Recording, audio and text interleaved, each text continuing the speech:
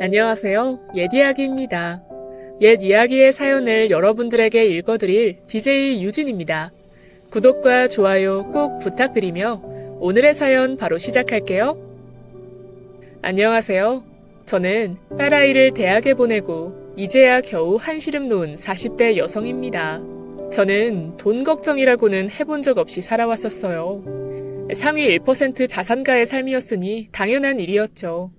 이렇게 당연하다고 생각했던 제 인생이 정상에서 바닥으로 떨어진 건 한순간이었어요. 제가 나락으로 떨어지자마자 주변 남자들과 주변 친구들에게 치욕스런 대접까지 받게 됐죠. 지금부터 롤러코스터 같은 제 인생 이야기를 해보려고 합니다. 저는 평범한 집안의 외동딸로 태어났어요. 그리고 저와 비슷한 평범한 집안의 외동아들인 남편을 만나 결혼하게 되었습니다. 저는 미대를 나왔고 남편은 디자인과 경영학을 복수 전공한 능력남이었어요. 남편은 저와 결혼 후 자신의 디자인 감각을 살려 사업체를 운영했는데 경영하는 능력이 아주 뛰어나서 하는 일마다 승승장구하게 됐죠. 그래서 저는 결혼의 시작점은 평범했지만 한 해 한 해 지날 때마다 쌓이는 재산은 어마어마했습니다. 돈이 모이기 시작하니 남편은 그 돈을 종잣돈 삼아 더 많은 돈을 벌어오더군요. 남편은 똑똑하고 계산에 능한 사람이었어요. 남편의 사업 수완 덕분에 저와 제 딸은 돈 걱정 없이 좋은 집에서 편하게 살았어요. 이때는 정말 제 인생의 한 치 앞도 몰랐고요. 그리고 제 인생이 뒤바뀐 사건은 제가 그녀들과 함께 한가로운 오후를 보내고 있을 때였습니다. 제가 만나는 그녀들은 저와 비슷한 수준의 삶을 사는 여자들의 모임이었어요. 비슷한 또래 아이들을 키우며 남편이 벌어다주는 돈으로 당연하다는 듯 사치를 부리는 아줌마들의 모임이었죠. 상류층 부인들의 삶이란 시간과 돈을 쓰는 일이었어요. 쇼핑과 문화생활이 주된 관심사였고 그 중에서도 엄마들의 가장 큰 관심사는 뭐니 해도 아이들 교육 문제였어요. 이번에 수아가 콩쿠르에서 상 받았다며? 에휴, 자긴 너무 좋겠다. 그냥 수아가 열심히 해줘서 고맙지. 우리 경은이도 돈을 이렇게나 쏟아붓는데 어쩜 이렇게 상 하나를 못 타오는지 몰라. 진짜 속상해. 왜? 경은이도 잘하잖아. 잘하긴 뭘 잘해. 실적이 안 나오는데. 선생님을 바꾸던지 해야지 뭐. 아무튼 자기 축하해. 고마워. 언니 축하해요. 언니 그거 알아요? 언니가 내 롤모델인 거. 남편 능력 있지. 예쁜 수아는 첼로로 콩쿨마다 상 받지. 게다가 언니네는 인고 부부잖아요. 너무 부러워요 정말. 고마워. 영재도 이번에 수학 올림피아드에서 금상 받았다면서 그거야말로 정말 대단하지. 나도 축하해. 영재는 수학 말고는 그냥 다 그래요. 애가 잘하는 거 하나라도 있어서 다행이죠. 사실 다들 웃으며 이야기를 하지만 서로의 칭찬 속에는 날선 시기와 부러움이 있었습니다. 이때는 그저 서로 하는 칭찬이 자화자찬 정도인 줄 알았어요. 하지만 누군가의 부러움을 사는 게 결코 좋은 일만은 아니라는 사실을 뒤늦게야 깨닫게 됐죠. 그러던 어느 날이었어요. 엄마들과는 돌아가면서 각자의 집에 초대해 집에서 티타임을 갖곤 했는데 그날은 저희 집에서 티타임을 갖던 날이었습니다. 그날도 여느 때와 다름없이 한가롭게 응접실에 앉아 차를 홀짝이고 있었어요. 경은 엄마는 이번에 경은이의 하프 선생님을 새로 바꿨다며 선생님 칭찬 일색에 여념이 없었고 저와 다른 엄마들은 열심히 경청해주는 척하고 있었어요. 그렇게 경은 엄마의 수다가 언제쯤 끝날까 생각하던 찰나 핸드폰에 모르는 번호가 울렸어요. 어디지? 잠깐만 전화 좀 하고 올게. 네, 여보세요? 김재현 씨 아내분 되시나요? 여기 땡땡병원인데 지금 빨리 와주셔야 할 것 같아요. 교통사고로 실려 오셨는데 환자 상태 위급하세요. 저는 너무 충격적인 전화에 심장이 쿵쾅댔고 급하게 핸드백과 외투를 챙겨 들었어요. 언니, 무슨 일이에요? 저기 미안한데 오늘은 이만 돌아가 줘야겠어. 갑자기 무슨 일이야? 경은 엄마, 미안한데 나 좀 호수병원에 데려다 줄 수 있어? 다리가 후들거려 서 있는 것조차 힘들어 운전해서 가는 건 더더욱 어려울 것 같았어요. 그래서 평소 가장 가깝게 지내고 친하게 지내던 경은 엄마에게 부탁을 해 운전을 대신 맡겼어요. 병원으로 가는 차 안에서 경은 엄마에게 자초지종을 설명하자 경은 엄마도 함께 걱정해주며 병원으로 향했어요. 이때는 경은 엄마가 옆에 있어줘서 참 다행이라는 생각을 했는데 시간을 되돌릴 수만 있다면 저 혼자서 병원으로 향했어야 했습니다. 남편은 제가 병원에 도착하기 전에 숨을 거뒀고 의사로부터 사망 선고를 들어야 했습니다. 충격과 슬픔에서 헤어나오기도 전에 또 다른 충격적인 이야기를 듣게 됐어요. 그곳에는 남편 말고도 또 다른 사망자가 있었습니다. 남편의 차에 같이 타고 있었다던 그 사람은 다름 아닌 남편의 대학교 동창이었어요. 가끔씩 남편이 대학교 때 이야기를 할 때면 그 여자의 이름도 거론되곤 했기에 대학교 때 친했던 여자 정도로만 알고 있었습니다. 그런데 그 여자가 내 남편의 조수석에 타고 있다가 사고로 함께 사망했다는 이야기를 들으니 너무 충격적이었어요. 남편은 언제나 가정에 충실했고 바람을 피울 시간도 없을 만큼 바쁜 사람이었어요. 가족과 함께하는 시간을 소중하게 생각하고 일 때문에 딸과 놀아주지 못할 때는 속상해하기도 하던 사람이라 결코 이 남자가 바람을 피울 거라고는 상상도 해본 적이 없었습니다. 도대체 이 여자가 왜 내 남편과 같은 차에 타고 있다가 사고를 당했지? 라고 생각할 무렵 얼마 전부터 조금 냉랭했던 남편의 모습이 떠올랐어요. 여보, 우리 수아도 박 교수님한테 부탁해서 교수님 과외시킬까? 지금 다니는 학원에서도 잘 배우고 있는데 굳이 그럴 필요 있어? 아무래도 교수님 과외면 더 배우는 게 많을 것 같아서 그렇지. 요즘 이 동네 엄마들 보면 다들 교수님 과외 하나씩은 다 하더라고. 제발 다른 엄마들이 한다고 따라하는 짓 좀 그만해. 지시라니? 아니, 나는 다 수학 교육 생각해서 하는 말인데. 됐어. 나 피곤하니까 당신이 알아서 해. 여보, 요새 무슨 일 있어? 요즘 왜 이렇게 예민해? 누가 예민하다고 그래. 그냥 좀 피곤해서 그렇지. 나 그만 서재에 들어가 볼게. 그전에는 아이 교육 문제에 관한 일이라면 언제든 제 편을 들어주던 남편이 언제서부터인가 부정적으로 바뀌어 있었어요. 그리고 늘 서재에 들어가 컴퓨터를 붙잡고 있던가 아니면 아주 오래 전화통화를 하곤 했어요. 가끔은 누군가와 통화를 하는지 서재 문까지 걸어 잠그고 있곤 했습니다. 남편이 그럴 때면 중요한 전화라서 방해받고 싶지 않나 보다 생각했어요. 남편을 워낙 믿었으니까요. 다른 여자와 통화하며 바람을 피울 거라고는 단 한 번도 생각해 본 적이 없었죠. 과거의 일을 떠올리며 멍하게 있을 그때 경은 엄마의 말소리가 들려왔어요. 아니 근데 그 여잔 누군데 수아 아빠랑 같은 차에 타고 있었대? 수아 아빠가 바람 피웠을 리도 없고. 뭐? 바람? 경은 엄마 바람이라니. 수아 아빠 일밖에 모르는 사람이야. 경은 엄마 괜한 말로 사람들 오해하게 하지 않았으면 좋겠어. 오늘 보고 들은 일은 비밀로 해줘. 아니 내가 어디 가서 이런 걸 얘기해. 남 일도 아니고 자기 일인데. 나 이 무거워. 걱정하지 마. 그나저나 상심이 클 텐데 힘든 일 있으면 얘기해. 도와줄 일 있으면 내가 도와줄게. 고마워. 내 부탁 꼭 좀 지켜줘. 부탁 좀 할게. 그렇게 경은 엄마의 입단속을 시켜놓고 남편의 장례식을 치르게 되었어요. 함께 부부 동반으로 모임을 하던 친구들이 방문을 해 저를 위로해 주더군요. 눈물까지 흘려주며 제 앞에서 함께 슬퍼해 주던 이들의 모습에 조금의 위로를 받았습니다. 하지만 나중이 되어서야 그 중에 누군가는 가식이었다는 사실을 알게 되었죠. 시간이 어떻게 흘렀는지도 모르게 3일이 지났고 저와 딸은 아주 힘든 시간을 보내게 됐습니다. 딸아이도 갑작스런 사고 소식에 3일 내내 눈물을 흘리더군요. 남편의 장례식이 끝난 후에도 슬픔은 전혀 가시질 않았습니다. 충격과 슬픔 그리고 그리움으로 하루하루를 보내게 되었어요.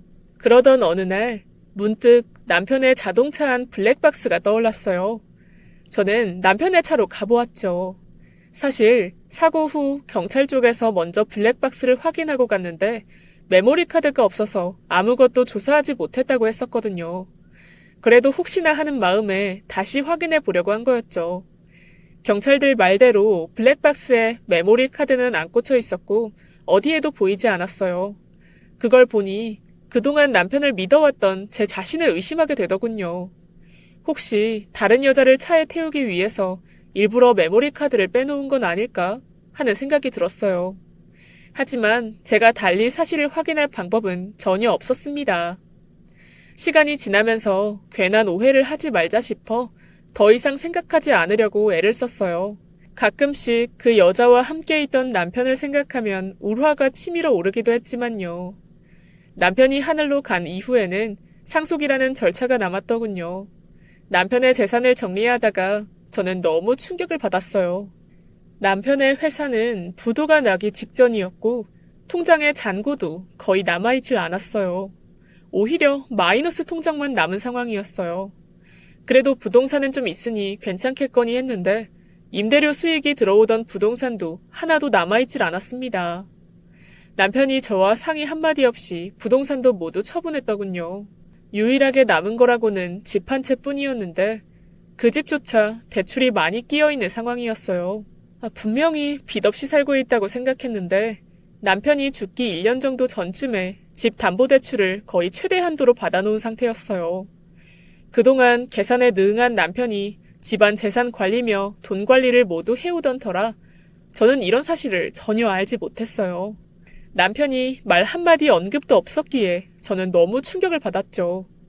딸아이와 둘이 살기에 부족하진 않을 거라 너무도 당연히 생각했는데 남편의 재정 상태는 말이 아니었어요. 남편의 49제가 끝나고 며칠이 지나 남편 회사는 부도가 나고 말았습니다.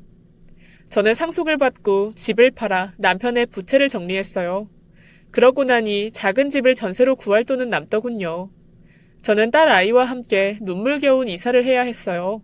정말 먹고 살기가 막막해졌습니다. 일을 구해야겠다는 일념 하나로 미술학원을 전전했어요.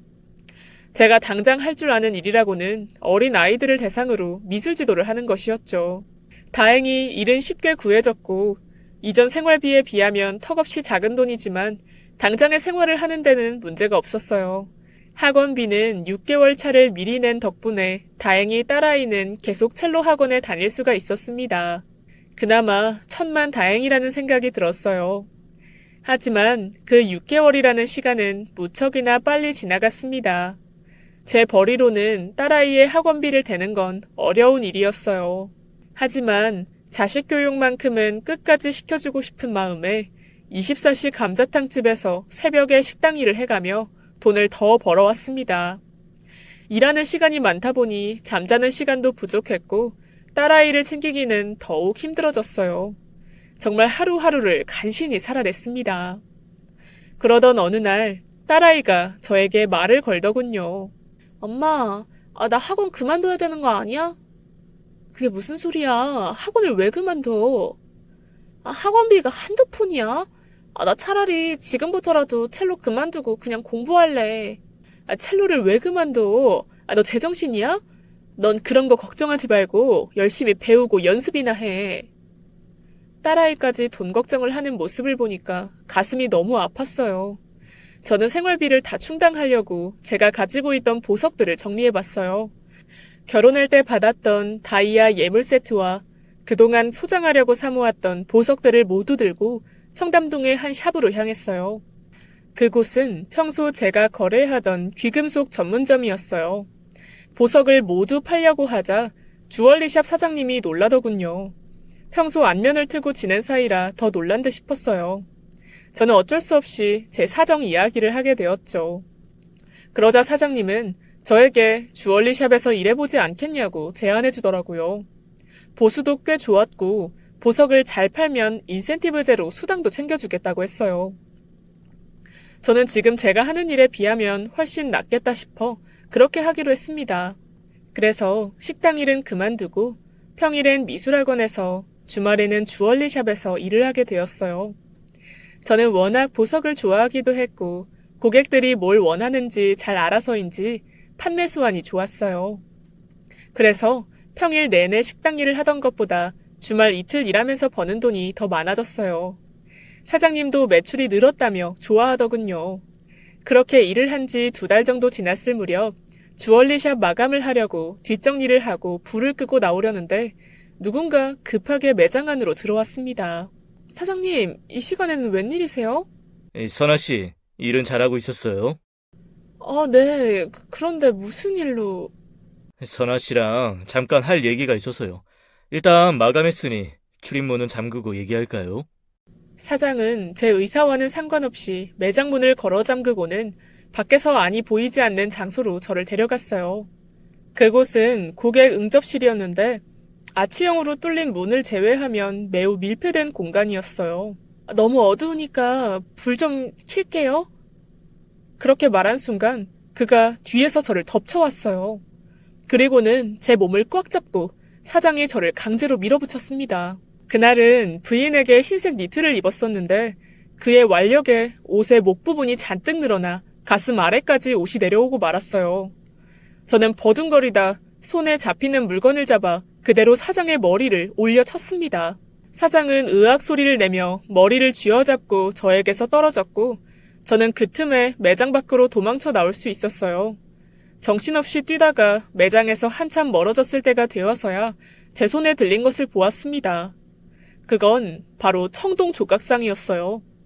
저는 청동 조각상에 묻은 피를 보고는 화들짝 놀라 길거리에 놓인 쓰레기 봉지 안에 던져버리고 집으로 돌아왔습니다. 내가 어쩌다가 이런 대접을 받고 있는 건지 너무나 서러웠어요. 날 두고 떠난 남편이 원망스러울 지경이었습니다. 집에 돌아와 놀란 가슴을 진정시키고 나니 앞으로의 일이 걱정됐어요. 혹시 너무 세게 때려서 잘못된 건 아닐까? 라는 생각부터 지금까지 일한 돈은 어떻게 받지? 라는 현실적인 생각까지 들었습니다. 경찰에 신고할까라는 생각도 했는데 같이 모임을 했던 지인들이 떠올랐어요. 아무래도 사건 조사가 들어가면 소문이 날 테고 제가 그런 일을 겪었다는 걸 다른 지인들이 안다는 게 너무나 창피했습니다. 그래서 그냥 아무 일도 없었던 것처럼 그냥 이 일이 지나가 버렸으면 좋겠다고 생각했어요. 다만 그 사장이 폭행죄로 저를 고소하면 그땐 저도 맞고소를 해야겠다는 마음을 먹고 있었죠. 그리고 다음 주 토요일이 돌아오기 전에 그 사장으로부터 문자로 연락이 왔어요. 이번 달까지 일한 돈과 함께 해고 통지를 알려주는 문자더군요. 저는 오히려 잘 됐다는 생각으로 그 일은 잊기로 했습니다. 그로부터 몇 달 후 친구들과의 모임에 나가게 됐어요. 오랜만에 친구들을 만나 기분 전환도 좀 할 겸 나가게 된 거였죠. 처음에는 나름 즐거운 대화를 나누며 분위기가 좋았습니다. 하지만 제가 화장실을 갔다가 돌아왔을 때 제 눈치를 보며 입을 닫는 친구들과 제가 온 줄도 모르고 마냥 제 욕을 하던 사람을 보니 더 이상 그 자리에 있을 수가 없었어요. 선아 언니, 너무 안 됐어요. 솔직히 우리 중에 제일 잘 나갔었는데 지금은 행색도 초라하고 보기 좀 그렇네요. 가방이랑 옷까지 다 판 모양이더라고요. 그러게 말이야. 옷이 날개라는 말이 맞기는 맞네. 명품을 벗겨놓으니까 사람이 좀 초라해 보이네. 그럼 솔직히 우리랑 어울리기엔 좀 안 맞지 않아? 이참에 모임하는 사람들 정리도 좀 하는 게 어때? 선아 언니를 빼자고요? 그래, 우리 모임이 그냥 차나 마시자고 모이는 건 아니잖아. 애들 교육 문제 얘기도 하고 서로 윈윈하려고 정보 교류하는 모임인데 이제 이 세계에서 발 뺀 사람하고 계속 같이 어울리면 우리만 불편해져. 경은 엄마 생각은 어때? 하긴 뭐 그동안 수아가 콩쿨에서 상 좀 타온다고 은근 우리 딸 무시했었잖아. 난 상관없어. 저도요. 서로 도움되자고 모임 갖는 건데 영양가 없는 사람이랑 어울리면 시간 낭비이긴 하죠. 선아 언니가 좀 안 듣기는 해도 어쩌겠어요. 모임의 취지가 그런 걸. 지금 무슨 소리들 하는 거야? 들었어? 사실 자기 이제 애들 교육 뒷받침해주는 것도 어렵잖아. 내 생각엔 각자 생활 수준에 맞게 사는 게 좋을 것 같아. 뭐? 수준? 진짜 어이가 없네. 니들이야말로 인성 수준들이 너무 바닥인 거 아니야? 사람 앞에 없다고 뒤에서 호박씨나 까고 돈만 많으면 뭐해? 죽어라 자식 교육 시키면 뭐하니? 부모가 이 모양인데. 자식 잘 키우고 싶으면 니네들 인성부터 다 뜯어고쳐. 그리고 이딴 모임은 내가 싫어서 더 이상 안 나와. 저는 뒤도 안 돌아보고 카페를 나와 집으로 들어왔어요. 그리고 며칠이 지난 어느 날이었어요. 모임에 충격이 채 가시기도 전에 또 다른 사건이 터졌습니다. 학원을 마치고 집에 돌아온 딸아이는 제 눈도 마주치지 않고 바로 제 방으로 들어가더군요. 그리고 곧이어 딸아이의 우는 소리가 들려왔어요. 수아야, 무슨 일이야? 왜 울어? 아니야, 아무것도. 아니긴 뭐가 아니야. 왜 우는데? 엄마한테 말해봐. 말을 해야 엄마가 알지. 말하면 뭐가 달라져? 그러니까 말을 해보라고. 나 그냥 학원 그만두면 안 돼? 학원은 왜? 그냥 다니기 싫어. 너 그 학원 보내려고 엄마가 얼마나 힘들게 일하는 줄 알아? 그러니까 그만두겠다고. 그럼 엄마도 편히 쉬고 나도 애들한테 따돌림 받을 일은 없을 거 아니야. 따돌림이라니? 너 지금 그게 무슨 말이야? 엄마도 알고 있었어? 우리 아빠 바람 피우다 죽은 거라며. 애들이 뭐라는 줄 알아? 아빠는 바람 피다 죽고 내연이한테 재산 다 퍼줘서 엄마는 땡전 한 푼 없는 거래. 애들 사이에 소문 다 나서 얼굴도 못 들고 다닌다고. 이런 상황에서 어떻게 첼로를 해? 누가 그딴 소리를 해? 네 아빠가 그럴 사람이야? 내 생각이 중요해? 애들은 이미 다 그렇게 생각하고 있단 말이야. 저는 딸과 이런 사실을 논하는 것 자체가 거북했어요. 딸과 이런저런 말이 오가봤자 달라지는 건 없을 거라는 것도 뻔했죠. 저는 저런 허황된 소문을 퍼뜨린 여자를 찾아가 문제의 근원을 해결해야겠다고 생각하고 옷을 챙겨 입고 집을 나섰어요. 소문의 근원지는 뻔했죠. 저는 경은 엄마 집 앞에서 벨을 누르고 문을 손으로 두드렸어요. 어머, 갑자기 무슨 일이야? 네가 헛소리하고 다녔니? 네가 수아 아빠 바람 피우는 거 봤어? 봤냐고. 그 순간 짝소리와 함께 눈앞이 번쩍였어요. 오히려 때릴 사람은 저인데 그 여자가 제 뺨을 내리친 거였습니다. 아니 다짜고짜 찾아와서 웬 횡패야? 아니 그게 사실이니까 소문이 났지 괜한 소문이 났겠어? 뭐? 사실? 너 오늘 잘 걸렸다. 헛소문 퍼뜨린 거에 대한 대가가 어떤 건지 보여줄게. 이리 와. 저는 말을 마치기도 전에 그 여자의 머리채를 휘어잡고 오른쪽으로 꺾었다 왼쪽으로 꺾었다 아주 정신을 없게 만들어 주었어요. 깨악깨악 소리와 함께 저희 둘은 사정없이 서로를 쳐댔습니다. 어차피 쌍방폭행이니 그 여자를 응징하는데 아무런 죄책감도 없더군요. 제가 마른 체구이지만 운동으로 다져진 몸이라 나름 힘은 좀 셌는지 경은 엄마는 어느 순간 넉다운이 됐고 저에게 그만하라고 손을 허공에 휘휘 저어대고 있었어요. 경은 엄마 진짜 최악이다. 아니 이딴 거를 5년이나 넘게 알고 지냈다는 게 소름이 끼칠 정도야. 사람 돈 떨어졌다고 대놓고 무시하는 것도 모자라서 이젠 헛소문까지 퍼뜨려? 이거 명예훼손인 거는 알지? 앞으로 나랑 우리 딸 한 번만 더 건드리면 명예훼손으로 고소당할 줄 알아? 어? 그리고 이건 똑바로 알아도 누가 누구를 무시했다고 그래? 나 한 번도 경은이 무시한 적 없어. 모 눈엔 뭐만 보인다더니 네가 다른 사람 무시하니까 다른 사람도 너 무시한 줄 아니? 그따위로 살지 마. 다음 날 저는 딸 아이에게 학원에 나가지 말라고 이야기를 했고 딸아이는 아무 말 없이 고개를 끄덕였습니다. 그리고 저는 대학 동창에게 연락을 하게 되었어요. 같은 학교 다른 학과 친구였는데 음악을 전공하는 친구였어요. 지금은 지방의 모 대학에서 교수를 하고 있는 친구에게 첼로 과외를 해줄 교수님을 알아봐 달라고 했어요. 그렇게 연결된 음대 교수님에게 딸의 과외를 맡기게 되었습니다. 아무래도 딸을 맡기니 여자 교수님이었으면 좋겠다고 생각했는데 남자분을 소개받게 되었어요. 그분을 지금부터는 정 교수님이라고 칭할게요. 그 정 교수님은 40대 남자였는데 아주 신사적이었고 아이들 교육에 아주 적극적인 분이셨어요. 게다가 유머까지 있어서인지 딸아이는 금세 적응하고 그분을 잘 따랐어요. 과외비가 비싸기는 했지만 먹고 입는 걸 줄여서 과외비는 간신히 충당할 수 있었어요. 그리고 일주일에 한 번만 과외를 받는 걸로 과외비의 부담을 줄였고요. 딸아이도 비싼 과외라는 걸 알아서인지 기를 쓰고 배우려고 노력하더군요. 오히려 학원 다닐 때보다 더 효과도 좋아서 저는 매우 만족하고 있었죠. 게다가 참 감사한 건 언제나 제 시간보다 수업을 연장해서 열정적으로 수업을 해주신다는 거였어요. 어머, 교수님, 오늘 수업이 많이 길어지셨네요. 오늘 수업하다 보니 1시간 더 했네요. 제가 종종 이렇게 오버하곤 하는데 과외비 더 달라고 그러는 건 아닙니다.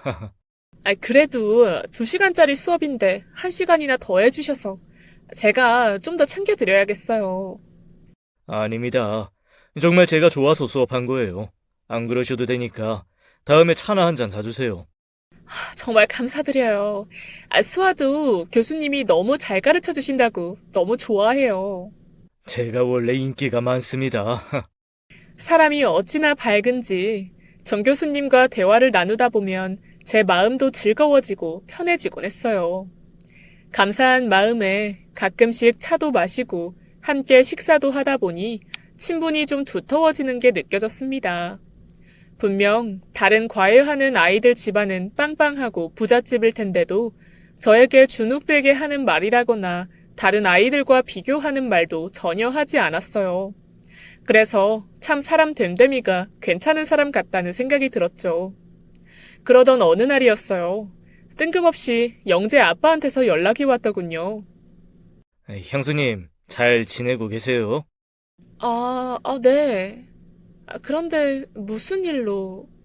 전화로 하기는 좀 그렇고 만나 뵙고 얘기하고 싶은데 그냥 전화로 얘기하세요. 전해드릴 것도 있고 해서요. 저는 영재 아빠의 갑작스런 전화에 얼떨결에 약속을 잡게 되어 나가게 되었어요. 영재 아빠가 약속 장소로 정한 곳은 호텔 아래에 있는 분위기 좋은 레스토랑이었습니다. 무슨 일이냐는 물음에는 뜸을 들이고 답을 안 해주면서 밥부터 먹자고 하더군요. 어색하게 단둘이 마주 앉아 스테이크를 썰고 있자니 그 자리가 너무나도 불편했어요. 밥을 어느 정도 먹은 후에야 본론을 이야기했어요. 그가 봉투를 하나 내밀었습니다. 그걸 제 손에 쥐어주며 제 손을 꼭 잡더군요. 이게 뭐예요? 사실 형님 그렇게 되시고 제가 형수님 챙겼어야 했는데 너무 늦게 찾아뵈었네요. 그동안 혼자서 수아 키우시느라 고생 많으셨죠? 네, 사는 게 전 같지는 않아요. 이건 형수님께 작은 도움이 돼드리고 싶어서 제가 준비한 작은 성의예요. 수아 교육비도 만만치 않을 텐데 이걸로 보태 쓰세요. 영재 아빠가 나한테 이런 걸 왜 줘요? 저는 봉투를 다시 영재 아빠 앞으로 밀며 거절 의사를 내비쳤어요. 그러자 영재 아빠는 제 손을 더 꽉 잡으며 얘기하더군요. 앞으로 제가 형수님께 힘이 되어드리고 싶어서 그래요. 아니요. 저 그 정도로 궁하지는 않아요. 지금 일도 하고 있고요. 제가 마음이 아파서 그래요. 제가 형수님 좋아하니까 마음이 아프다고요. 형수님 너무 아름다우셔서 저 형수님한테 욕심나요. 그러면서 영재 아빠가 제 손을 끌어다가 입을 맞추더라고요. 저는 너무 놀라 손을 뿌리치고는 앞에 있던 물잔의 물을 그 남자 얼굴에 들이부어 버렸어요. 어디서 수작이야? 너 이러는 거 영재 엄마도 아니? 형수님 이렇게 비싼 여자였어요? 형님도 없는 마당에 찬밥 더운 밥 가르기예요? 저랑 하룻밤 보낸다고 사람들 아무도 몰라요. 저랑 형수님만 입 다물면 아무도 모른다고요. 제가 그동안 형수님 좋아한 거 모르셨어요? 서로 줄 건 주고 받을 건 받으면 되는 건데 뭘 그렇게 비싸게 구세요?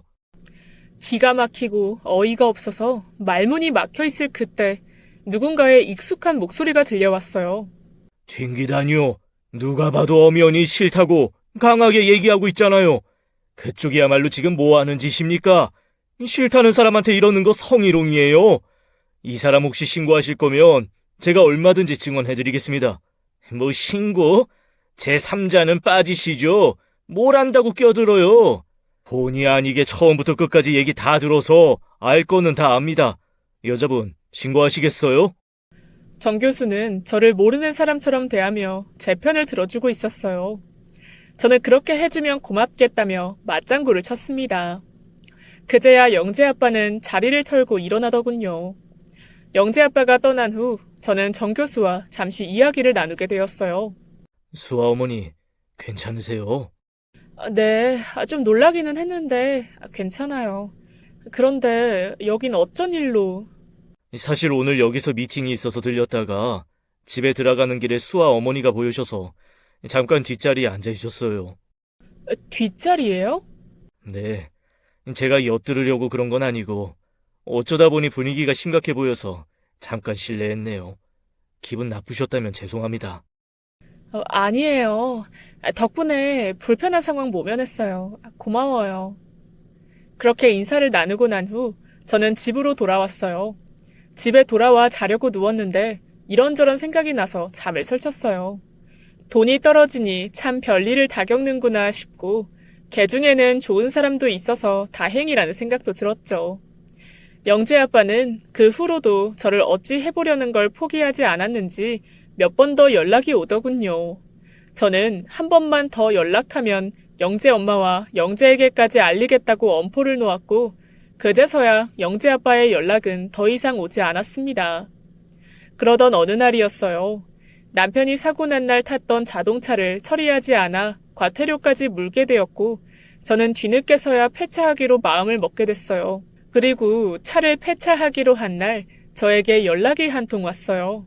아이, 사모님, 여기 차 안에 메모리 카드 같은 게 떨어져 있는데 이거 중요한 건가요?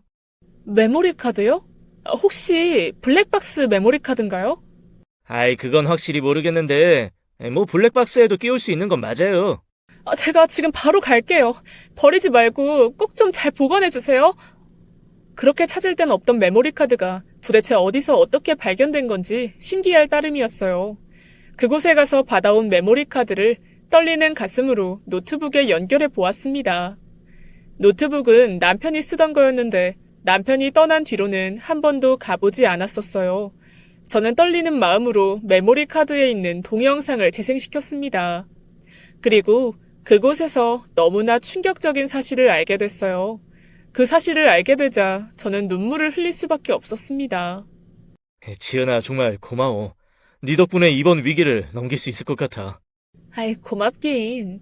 난 그냥 남편한테 부탁하는 것뿐인데. 너희 회사에 투자 자금 들어가면 회사 운영 잘해서 많이 불려줘. 고마워. 사실 이건 아무한테도 말 안 한 건데 내가 회사 자금 때문에 발 동동 굴리다가 지푸라기 잡는 심정으로 코인까지 했어. 그런데 그것까지 급락하는 바람에 정말 이젠 다 끝났다고 생각했거든. 그런데 네 남편이 도와줄 수 있다니까 죽다 살아난 기분이야. 정말 고마워. 인사는 나중에 일 다 잘 풀리고 나면 그때 해. 그때 네 와이프랑 우리 남편이랑 같이 부부 동반으로 식사나 한번 하자. 그래, 그러자. 그나저나 네 차는 언제 수리되는 거래? 외제차라 일주일은 넘게 걸리는 것 같아. 남편이 차 렌트해준다는데 요새는 별로 나갈 일도 없고. 그래서 렌트 안 했더니 오늘 너한테 이렇게 신세지게 됐네. 신세라니. 내 은인인데 내가 당연히 모셔다 드려야지. 5번은 아무튼 너무 걱정하지 말고 기다려. 우리 남편이 너한테 곧 연락할 거야.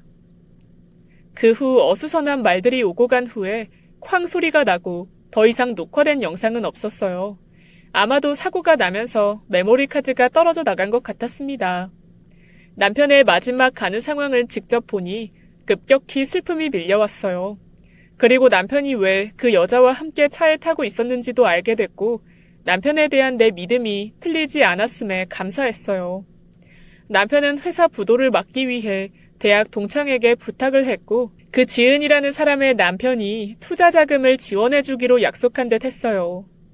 하지만 남편과 지은 씨가 세상을 떠나자 더 이상 그 약속을 지킬 이유가 없었고 남편 회사에 투자도 하지 않아 부도가 난 것 같았어요. 그 사실을 안 날 저는 딸에게 아빠의 이야기를 들려주었어요. 수아도 아빠의 마지막 모습이 궁금하다고 해서 함께 그 영상을 다시 보게 됐습니다. 수아도 저도 참 많이 운 하루였어요. 수아는 아빠에 대한 오해를 풀어서인지 다음 날부터는 한층 더 밝아진 모습으로 가벼운 발걸음으로 집 밖을 나서더군요. 무엇보다 딸의 당당해 보이는 모습이 보기 좋았어요. 그리고 다음 날 남편의 노트북을 다시 켜보았어요. 남편이 세상을 떠나기 한두 달 전부터 서재 방에서 하루 종일 노트북만 들여다보던 것이 생각이 났거든요. 남편은 편집증이 있는 사람이었어요. 편집증이 생긴 이유는 깜빡하는 건망증 때문이었죠. 일을 똑부러지게 하는 걸 좋아하던 남편이 가끔씩 깜빡할 때면 그걸 무척 답답해하고 못 견뎌 했어요. 그래서 생긴 버릇이 메모하고 정리해두는 습관이었죠. 물건은 항상 제자리에 두었고 기억해야 할 것들은 문서로 일목요연하게 정리해두곤 했었어요. 저는 남편의 노트북에서 반드시 기억할 것이라는 폴더를 발견했습니다. 그 안에는 거래소 비밀번호가 쓰여 있었어요. 저는 거래소에 로그인을 하게 되었고 엄청난 사실을 알게 되었어요. 거래소를 들어가니 비트코인을 비롯한 여러 코인들이 남편의 전자지갑에 들어있었어요. 수익률이 적게는 수백 프로에서 수만 프로까지 뛴 코인들이 있더군요. 저는 보유 잔액을 확인하고는 깜짝 놀랐습니다. 그곳에는 수백억이 들어있었어요. 저는 남편이 세상을 뜨기 마지막까지도 열심히 살기 위해 무던히도 노력했음을 알 수 있었죠. 그곳에는 이런 메모도 있었습니다. 내 가족에게 내가 남겨줄 수 있는 유일한 것일지도 모르는 것. 부디 행운이 따르기를.